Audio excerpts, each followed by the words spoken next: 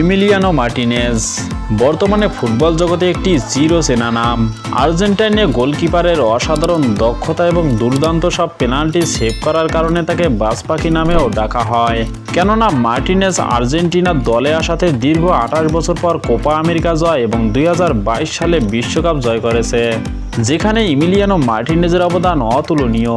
কিন্তু কিভাবে হয়ে উঠলেন আজকের এই বাজ পাখি খ্যাত এমিলিয়ানো মার্টিনেজ, এসব কিছু জানতে পুরো ভিডিওটি মনোযোগ দিয়ে দেখুন। এমিলিয়ানো মার্টিনেজ খেলতেন আর্সেনালে, কিন্তু দুর্দান্ত ফর্মে থাকা জার্মান গোলকিপার বার্নার্ড লেনো থাকায় কোনোভাবেই জায়গা পাচ্ছিলেন না মূল স্কোয়াডে। তবে মার্টিনেজের ভাগ্য খোলে তখন যখন ব্রাইটনের সঙ্গে খেলতে গিয়ে ফ্রান্সের খেলোয়াড় নীল মুপের সঙ্গে ধাক্কা খেয়ে লেনো ইনজুরিতে পড়েন। ইনজুরি নিয়ে স্ট্রেচারে মাঠ ছাড়েন আর্সেনালের এই গোলকিপার। মাঠে ঢোকেন বদলি গোলরক্ষক এমিলিয়ানো মার্টিনেজ। এরপর মার্টিনের আর্সেনাল ছাড়ার আগ পর্যন্ত আর মূল দলে ফিরতে পারেননি বার্নার্ড লেনো।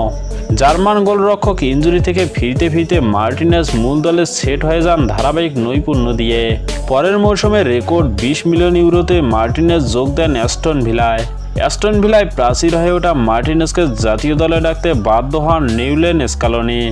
2021 সালের 14 জুন প্রথমবার আর্জেন্টিনা জাতীয় দলের হয়ে চিলির বিপক্ষে মাঠে নামেন মার্টিনেজ।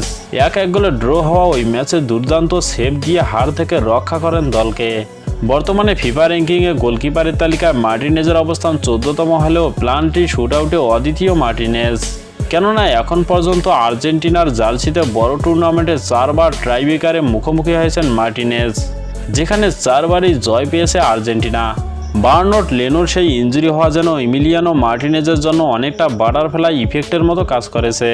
তো বন্ধুরা, মার্টিনেজের এই অগ্রগতির পেছনে কোন ইফেক্টটি লক্ষ্য করেন? লেনোর সেই ইনজুরি হওয়া নাকি মার্টিনেজের দক্ষতা? জানিয়ে দিন কমেন্ট বক্সে। স্পোর্টসের সব ইন্টারেস্টিং নিউজ এবং ভিডিও পেতে চ্যানেলটি লাইক, কমেন্ট, সাবস্ক্রাইব করে বেল আইকনটি বাজিয়ে দিন। ধন্যবাদ।